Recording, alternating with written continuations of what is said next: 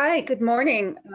We're going to give everybody a couple minutes to get online here and want to welcome everybody to our Golden Gate Restaurant Association and Shared Spaces 2024 update webinar. We've got several folks from the city here who will be taking us through a very complete, comprehensive, and informational slideshow, hoping to help operators who are still going through the permanent permit process for the shared spaces. I'm Lori Thomas. I'm the Executive Director of the Golden Gate Restaurant Association, and I'm going to let everybody introduce themselves, and then we'll be sharing the screen. We ask that if you have questions and comments, if you could put them in to either the chat function or the question function. We will be addressing those at the end, or we will be trying to address some of them real time.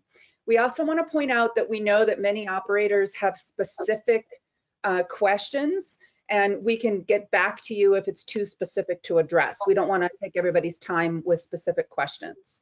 We're going to leave about 45, we're going to allow 45 minutes for the presentation and leave 15 minutes at the end. This presentation with all of our questions and comments will be posted on the Shared Spaces page, and as the GGRA, we will post that on our webinar page, and we will be sharing that out because our goal is to help people as much as possible. With that, I'm going to turn it over to who would like to do the first introduction. I'm going to turn it over to the city team and mute myself, and then we'll go from there. So thank you guys for joining us, and look forward to an informative webinar. Thank you. Greg, why don't you go? Maybe you do the introduction first and we'll go around.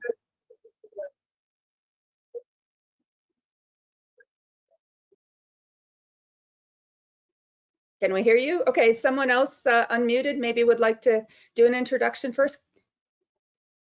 Ken, why don't you go ahead? Thank you. I'll start. Hi, good morning. My name is Ken Coughlin. Good morning, Ken Coughlin, Fire Marshal, San Francisco. Annie? Good morning, Annie Yalon, San Francisco Planning Department, Shared Spaces, Public Relations.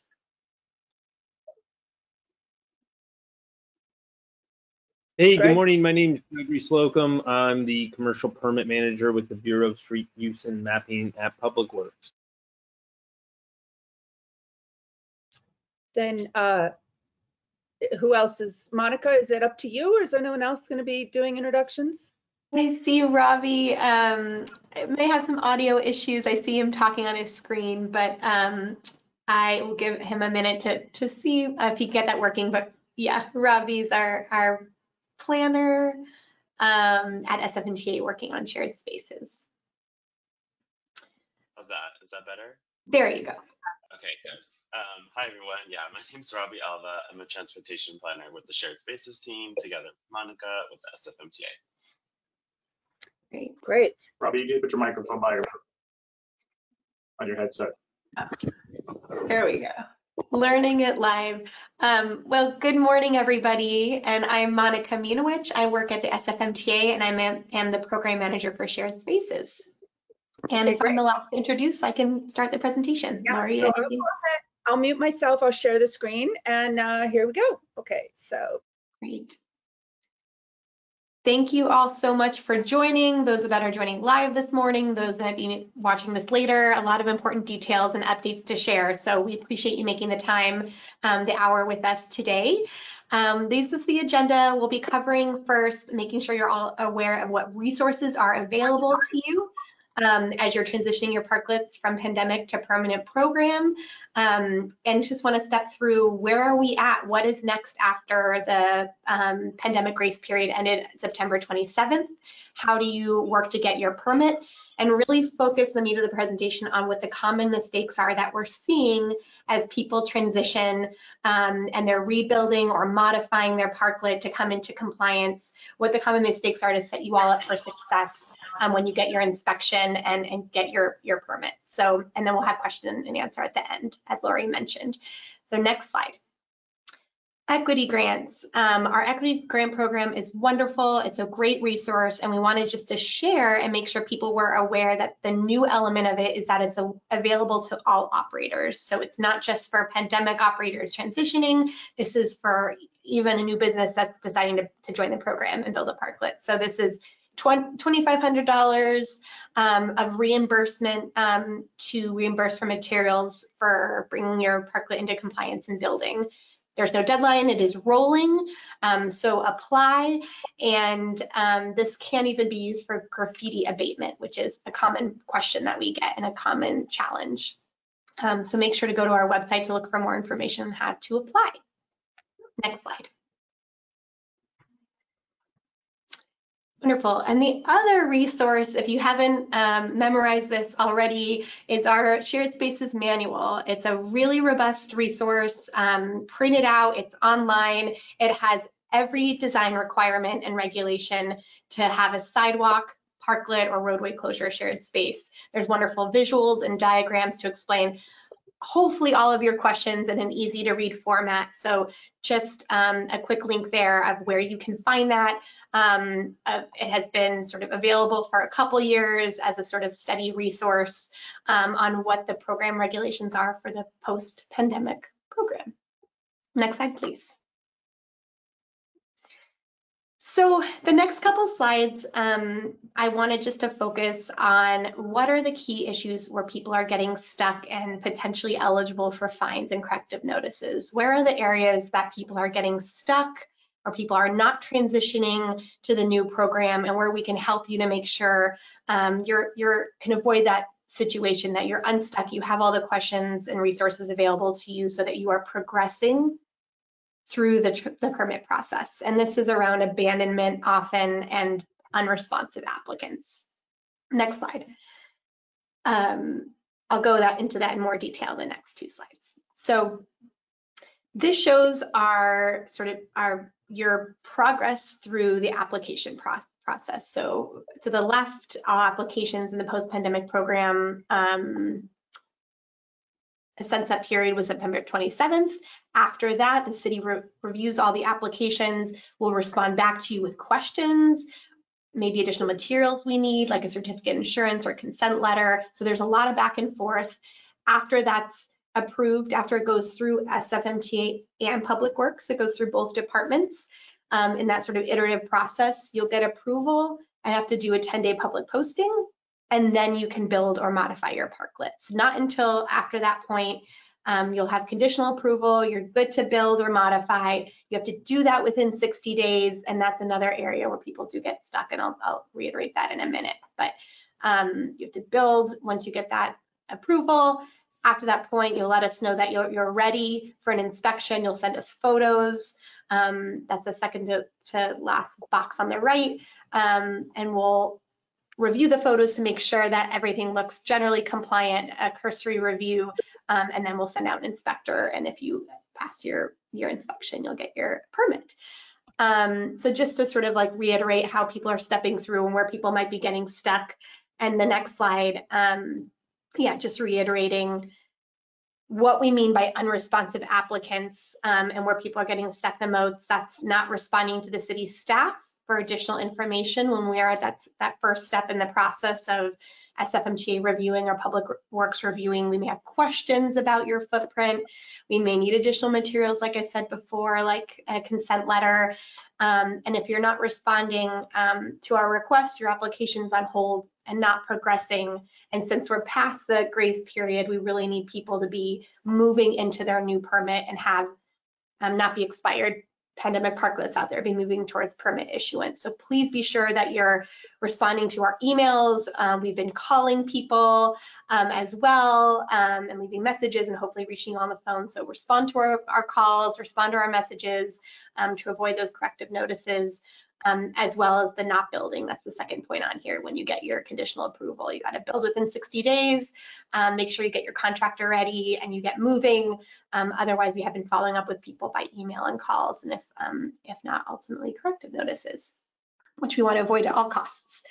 That's all for me for now. Now I'll be transitioning to Robbie Alva, my colleague, to go over how to set you up for success for your inspections. Thank you, Monica. So here's a list of the most common reasons that parklets fail inspection. Number one, the structure doesn't have the required 3-foot setback areas that are on both sides of the parklet. So make sure that you have those established. Those are the areas that you have with the wheel stop and the 2 soft hip posts. Number two is the middle 3-foot emergency access gap is obstructed, oftentimes by cords or seating, flags, or any kind of decoration. This gap needs to be completely clear at all times, not just for the inspection, but outside of business hours as well. And this is for fire and emergency operations. Number three is visibility obstructed above 42 inches. So with the window panels, they have to be completely clear as well. Usually some kind of plexiglass material with no flags, posters, again, or obstructions of any kind. Number four, electrical lines are not easily disconnecting. Please make sure your electrical cords are not fixed in place to anything, not wrapped around trees or signposts, and are just standard plugs for electrical outlets that can be quickly pulled out and disconnected in the event of an emergency. Number five would be roof lines extending over the sidewalk or the road. The roof shouldn't be poking out onto the street or the sidewalk. We've had some incidents with buses and cars, so the roof needs to be completely flush or even with the structure. Number six is missing barriers in the emergency access gap, so that's that middle gap. Make sure that you have two by four wooden boards that are easily removable. They're usually held up by simple latches, so please no special gates or swinging doors, nothing permanent or fixed in place. Number seven is the business has built larger than the approved site plan. This is really important. Please don't build larger. If you're in doubt, always refer to your site plan length or width dimensions. This could potentially be really costly if you build too big and have to end up rebuilding in the worst case scenario. Number eight is no gutter clearance. Make sure you have a 6 by 6 inch size gutter that's open on both ends so water can flow continuously along the base of the parklet. And lastly, number nine is kind of all the finishing details. You're missing the soft hit posts, the wheel stops, the reflectors on the corners, and the external address. Next slide, please. Parklet size and setbacks. Does your constructed parklet match your approved site plan? As I mentioned, when in doubt, please refer to your accepted site plan, which should show you the confirmed dimensions that you can build your parklet. That would be the length and the width. The site plan will help you know where to put the 3-foot setback areas, regardless if your parklet's parallel, angled, or perpendicular, as you see here. Almost all parklets require those 3-foot setback areas on both sides with few exceptions. It's important to build according to those dimensions on your site plan so you don't run into problems getting approved. And again, you want to avoid that scenario where you have to rebuild, which will be a costly mistake. Next slide, please. 3-foot setbacks from parklets and parking spots. Setback areas are there to provide a buffer between the parklet and the cars that are parking and driving around. This is just meant to prevent accidents and damage to the parklet. They're also pathways for fire and emergency personnel so they can do the work they need to do. Please keep them clear at all times. Don't store tables or chairs or plants or whatever items there. Next slide, please.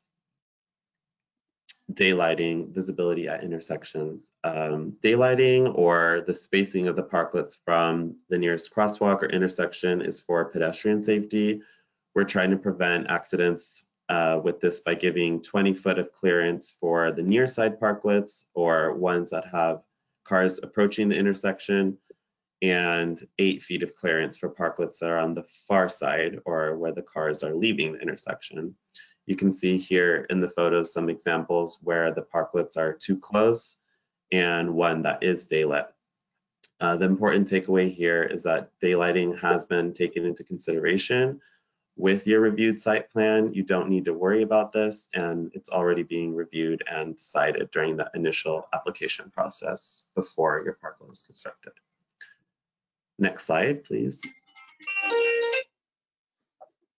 New legislation, Assembly Bill number 413. You may have heard about this new bill in the news that enforces daylighting that I just discussed earlier in the earlier slide across the state of California. Again, you as parklet operators do not need to worry about this, and it's already being reviewed and decided while your site plan is being finalized and approved. Next slide, please. Final touches to pass your inspection. We touched upon this a bit earlier, but ensure the lasting touches are in place before sending photos to request your inspection. This includes marking your corners with yellow high-intensity reflective tape or reflectors for visibility at night for drivers. Also flexible delineator posts, which are those 2 posts that you have on each side of the parklet, together with the wheel stops to help cars not bump into your structure. And lastly would be signage. This will be provided once the final inspection is complete. You would be able to email the Department of Public Works and pick up the signage at their 49 South Van Ness office in person. Next slide, please.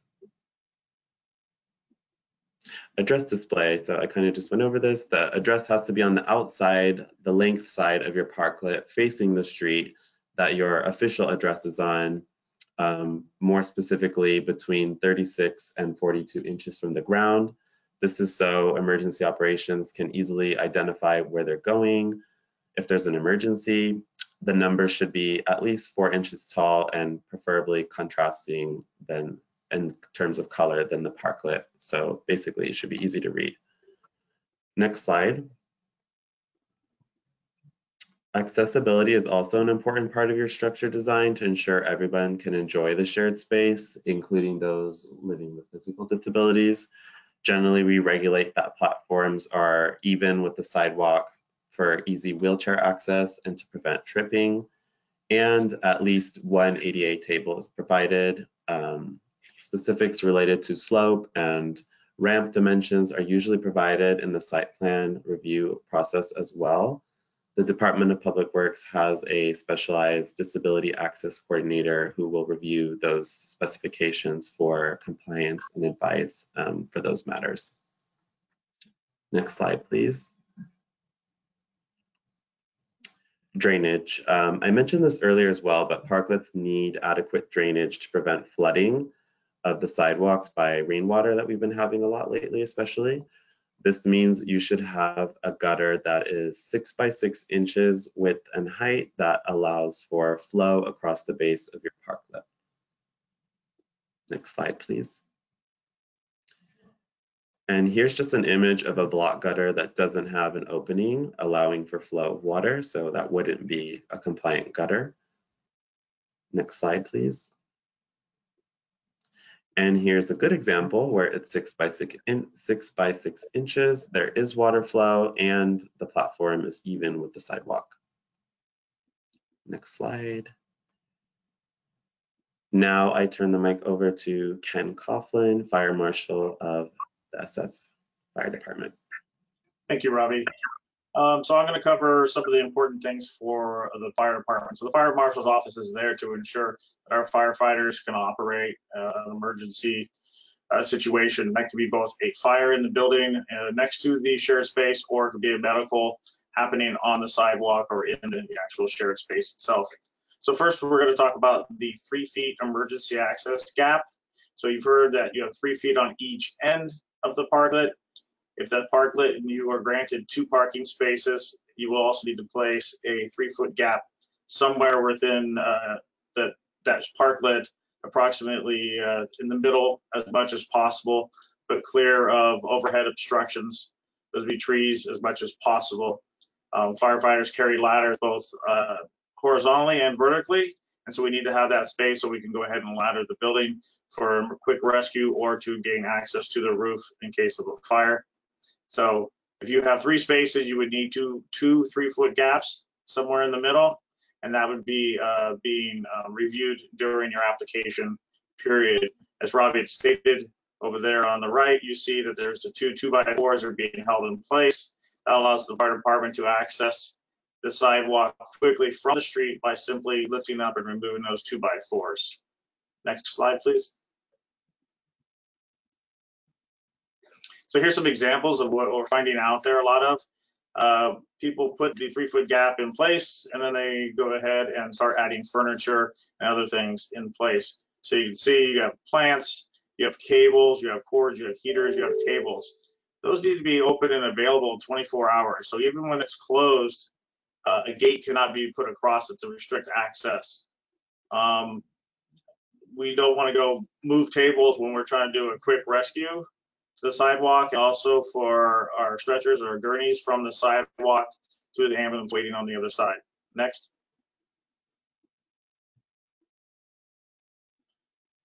Now, the electrical has been is very important for the fire department. So how does it affect us? It affects us because, like I said, we have to throw ladders, and those ladders range from 22 feet straight ladders up to a 50-foot tall ladder.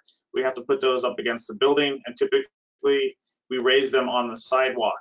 Now, if the cords are going over between the building that's feeding the power and the parklet itself, we need to reduce how many cords are going across and where those cords are placed. So we ask that the electrical outlet from the building is approximately 10 feet off the ground. That will give us a nice angle down to the parklet, which is approximately 8 feet high, and keep those out of the way to at least get us to be able to start to be able to lift that ladder. Power cords are not allowed across the sidewalk with cable ramps of any type, whether it be ADA or non-ADA compliant. So just remember the cords at each end of the parklet, and you'll see one in the next picture slide. Next, please. So here's some examples. You may have seen these yellow quick disconnects. That's what we're talking about when we talk about easily removable for the fire department. So we carry ceiling hooks, which is a long pole with a hook on the end, which we can take those, and intention is to rip those down and disconnect them so we have space to operate on the fire ground. This is not meant to be wrapped around the tree or anything else, or attached anywhere near a fire escape. So remember, there's no fixed cables. These cables need to self-start.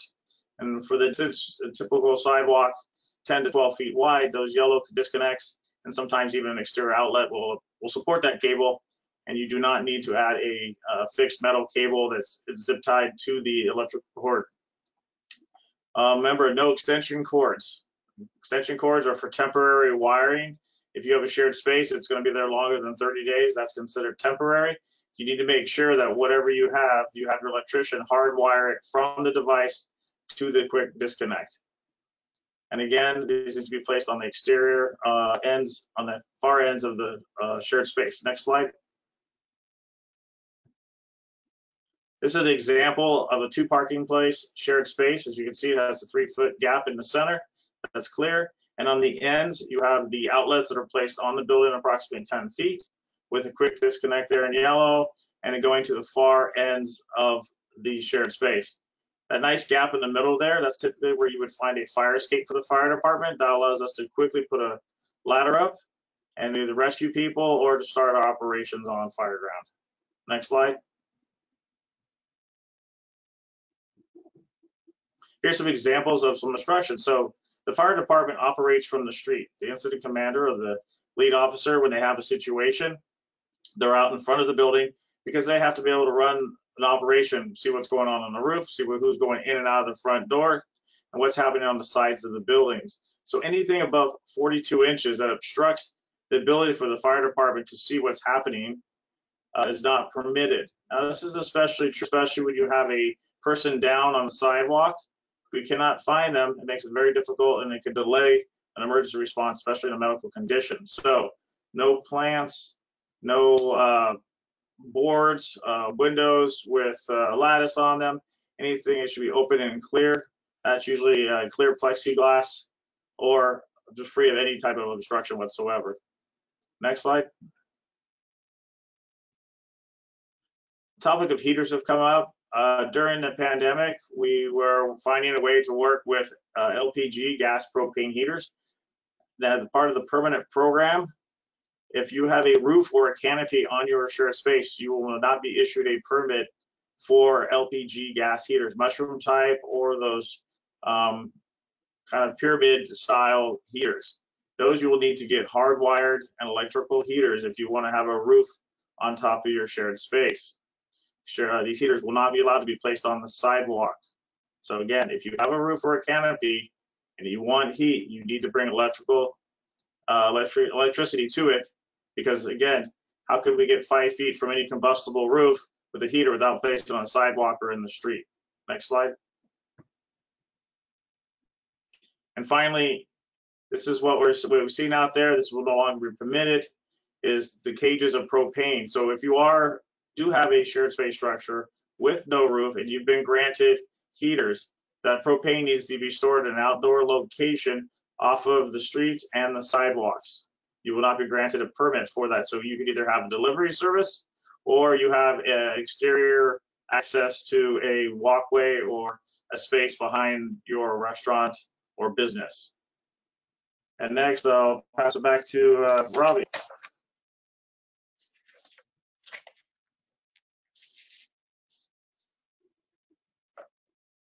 Can't hear Robbie.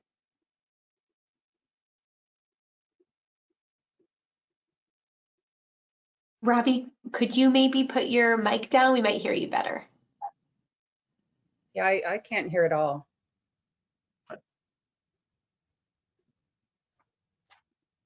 No, can't hear you. Maybe your headset mic if it was down.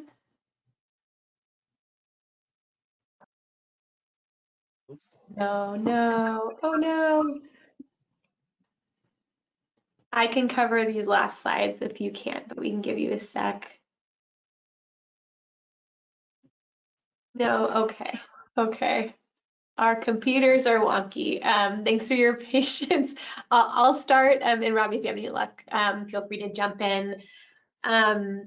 So after you're done constructing your parklet, that was also great, Fire Marshal Robbie, everything you went through. As we mentioned in the beginning, when we were stepping through the permitting process, once you're done after those 60 days building or modifying your parklet, you'll reach out to us. We have this new form that we link and email you to say this is where you'll ask for the inspection. You'll go to this form, they'll give us some basic information about your business and submit some photos, and this helps us verify if your parklet is ready for an inspection. We'll check against your site plan and your program requirements. And there's some attestation on there that you'll check off to say, yes, I have my 3-foot gap. Yes, I have no propane if I have a roof, just various kind of these hot ticket items. And again, this is to ensure we'll do a preliminary check before we send out an in-person inspector to make sure you're most set up for success once you reach that step of an in-person inspection of passing. That is the ultimate goal. So wanted to make sure folks knew about that step, that form is a resource, and that is sort of what gets you to that final inspection stage. Next slide. Am I back? Can you hear me? Yeah, take it away. I'm back. Okay, cool. Sorry about that. I don't know what happened. So this photo is from the platform, but it shows the angles from which we ask you to take photos of your parklet. We can use these photos in kind of like an online pre-inspection that we do to determine whether your parklet is ready for the full in-person inspection. Next slide, sorry. And shared spaces signage. After you've passed the final inspection, you will be able to pick up shared spaces signage for public seating, keeping clear of setback areas, and kind of general shared spaces labels. You will pick them up, as I mentioned before, by emailing the Department of Public Works so they can prepare the signs and come to 49 South Van Ness is the address to pick up the signs at the permit counter there. Back to you, Monica. Awesome. Thanks, Robbie. Last slide.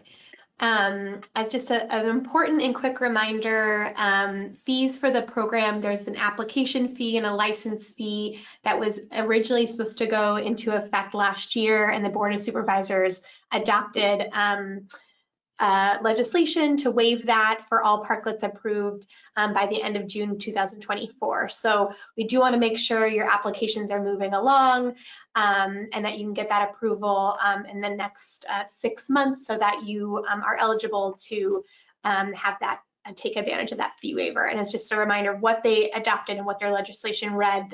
These boxes reiterate that it's for pandemic parklets transitioning to the permanent program, have their application fee waived and their first 2 annual license fees waived if you're approved before July 2024. If you are removing your parklet, you have to remove your parklet, and that needed to be done by last year. We're still following up with folks that are people that didn't reapply into the post-pandemic program, so their pandemic parklets need to be removed. And then if you're a new operator just joining the program and you get approval by July 24, July of this year, that your initial permit fee is waived, and your annual license fee, you would be eligible for 50% discount if you earn less than 2.5 million in gross receipts. So an important milestone and to be aware of. And next slide, that'll close us out.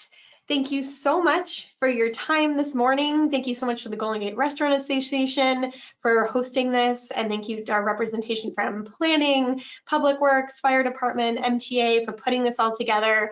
The city departments are so happy to be collaborating and working to support you and your parklet, and are just so thrilled that hundreds of you are sticking with us and trying to transition your pandemic parklet to the post-pandemic program. So hopefully you have a lot of information you've learned today, and we'll use this recording as a resource, use our manual online as a resource. Always don't hesitate to email us or call us as a resource. And now we'll have the next 30 minutes to answer your questions, and Lori, Golden Gate Restaurant Association, will help facilitate that. Thanks so much, you guys. I know, speaking as an operator too, this is a very complicated process. It looks easy, but it is not. And I think we've come a long way from where we first were, and hopefully this will work out for everybody.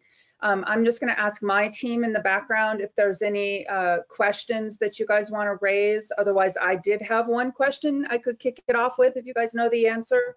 So I'll go first, and then we can see. I think it was on one of the slides that showed the bullets, the protective, I'm gonna not know what to call them, the white things that are up on the edges of the parklet, and the thing on the ground. Greg, help me with what it's called. Where do you guys have the, sorry? You say wheel stops in the posts?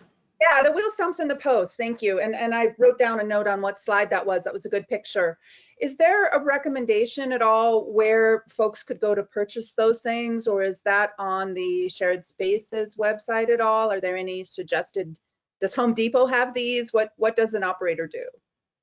Yeah, we generally don't have specific links that we give out, but I have kind of done it on my own. People have asked me, Google searching. I have seen them at Home Depot, actually, you just mentioned. Okay. I will say that I know a lot of people have complained to me before that, like, this is $750, I can't afford it, but I've seen them at Home Depot and kind of similar stores, or by Google search, for like $30 or $40. So I don't think it's always necessary to spend like $1,000 on these items. You can find them elsewhere.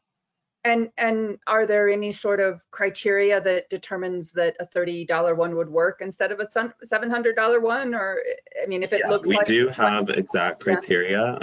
I would say definitely refer to the manual. I can't remember the exact page. I want to say it's page 32 because I've seen it so often. That we have very specific guidelines of like how tall they need to be. If my memory serves me right, I think it's 32 inches tall. And great, yeah. I'll go look for that, and we'll put that in the follow-up, because I think things like that are super helpful to operators. One, let's not buy them too cheap and not meet the criteria, but two, how do we help them find them easily, because not everyone can afford a $50,000 parklet, and architects and things like that.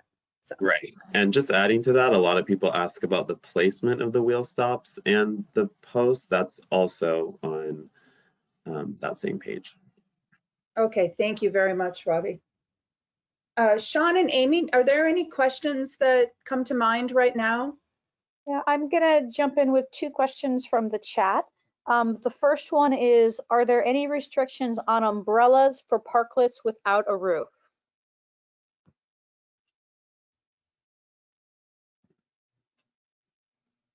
I think, Robbie, are you guys, isn't there's in the manual, I seem to remember that it needs to be between 7 and 10 feet.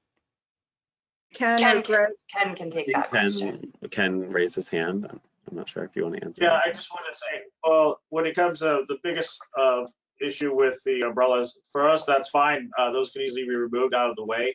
But if you have heaters, then obviously you can't have the umbrellas up at the same time because of the cloth. They need to be 5 feet away. So maybe the umbrellas during the daytime when it's a little bit warmer, at nighttime when the umbrellas come down and removed, then the heaters can come out and be used at the same time. So that's our biggest concern, is the proximity of the heaters to the actual umbrellas. Other than that, we have no other concern, as long as, like I said, above 7 feet, so we can go ahead and see what's happening on the sidewalk or at the front door of the business. Thank you. Great. I have a couple of more questions now that have popped up in the chat. The next one will we be allowed to make changes to our parklet after final approval if the footprint does not change and if all requirements that were approved remain in the new design?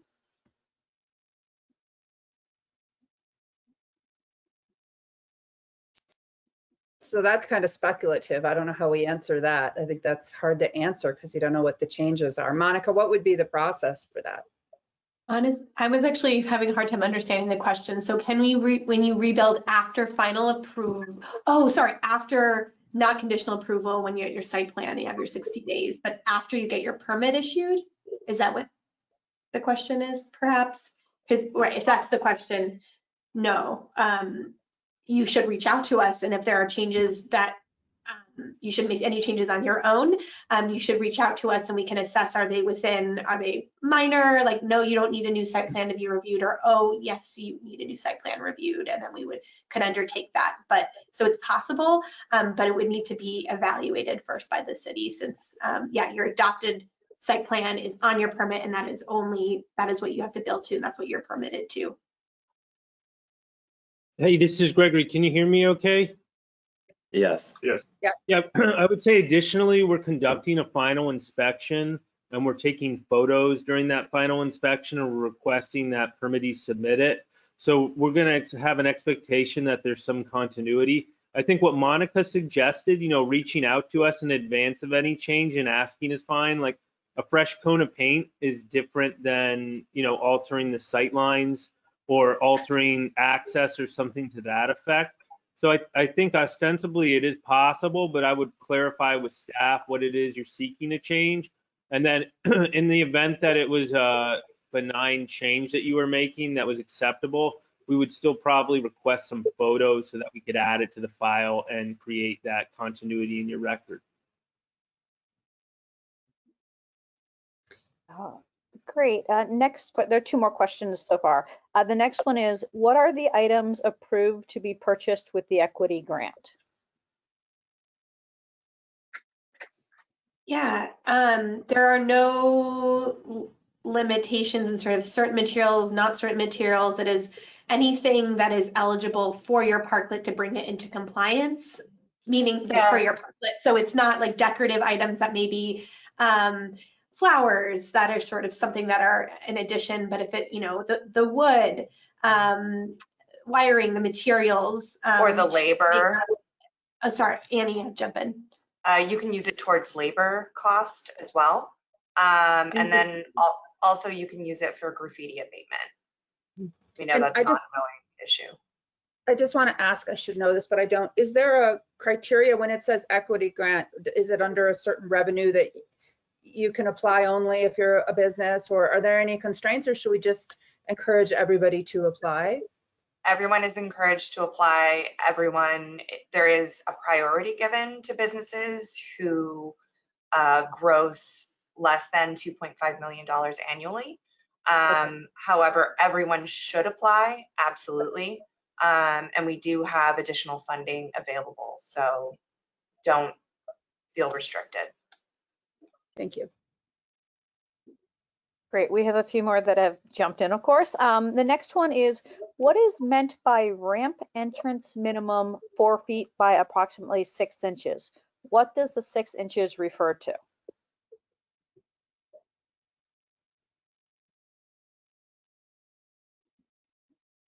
Is this in reference to an ADA? Just a clarifying question. Is it in reference to an ADA ramp? I do not know, but if we hold on a second, the person can probably enter more info in chat. So why don't we move to the next question, and then if the person clarifies, we can come back to it. The next one would be, are there restrictions on what the side walls of the parklet, I think they mean, can be constructed with? Specifically, do they have to be solid walls, or then can be wire and post like you would find on a deck?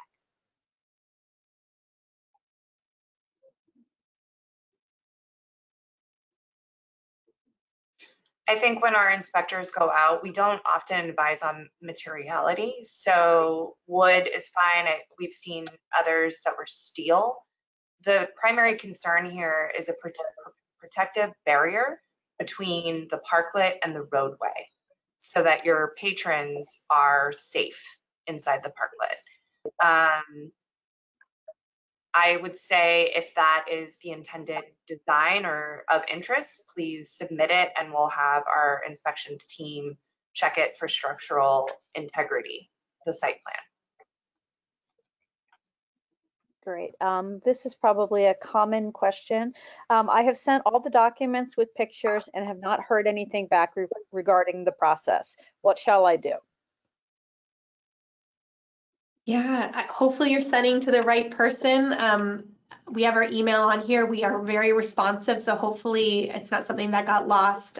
Yeah, we shared spaces at sfmta.com. Robbie is the one that looks at it daily. And if you could either look at the link that's hopefully on the email and just submit your photos directly through there, and that kind of prompts us that you're ready for an inspection and we'll review the photos, or email Robbie at sharedspaces@sfmta.com.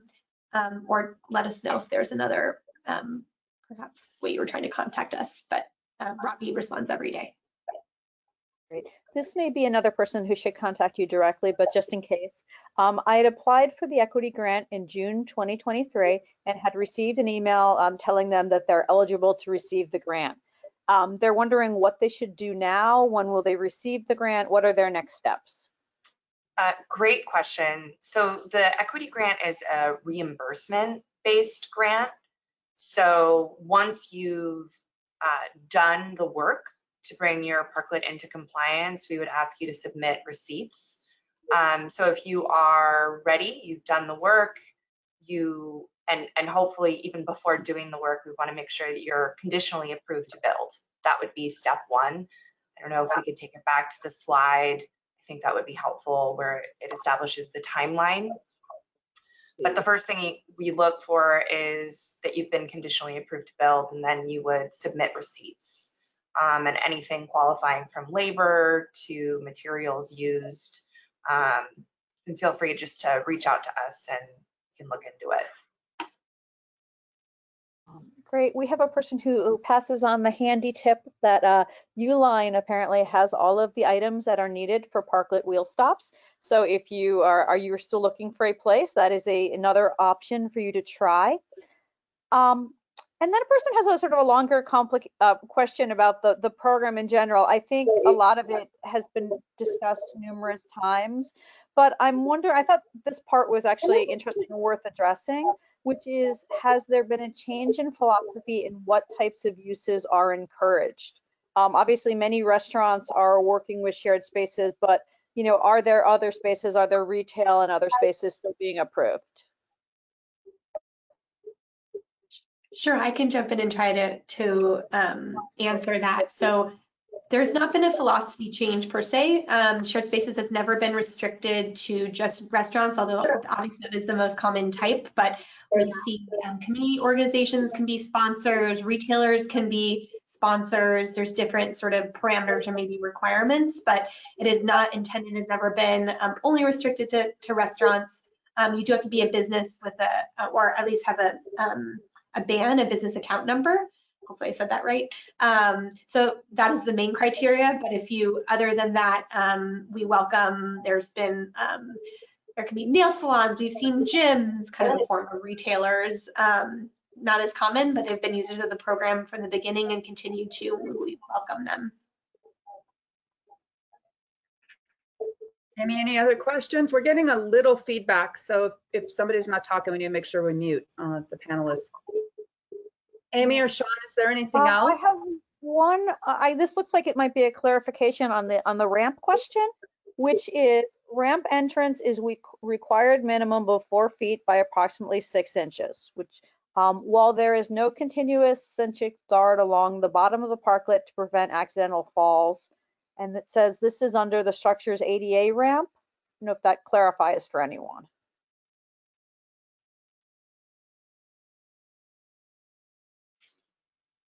Greg, do you want to take that or you want me to field that one? Hi, if y'all can hear me, Yes. the 6 inches probably relates to the length, and what they're seeking to avoid is a steep slope on that ADA ramp. So if you had it long and you had it vertical, it could be a challenge. If it's site specific, I'm going to encourage you to reach out to our team so that we can take a closer look, or if you've submitted a site plan, I can probably respond more comprehensively. I'll be candid in telling you that the topography of the city is very challenging for ADA access along certain corridors, and it's just a challenge that we've had to work through some businesses. In some places, it's very easy to have flush entry. You've got a flat street, you've got a robust curb. It's easy. Some places, you've got a curb that's not standard size, or you're on a steep slope, and it's going to present challenges that neighbors a few blocks away might not face. But reach out to us specifically if it's on a site. But I think the gist of it is we don't want protrusion of ramps into the sidewalk, and we don't want ramps at such a steep slope that they're inhospitable to accessibility. That's all.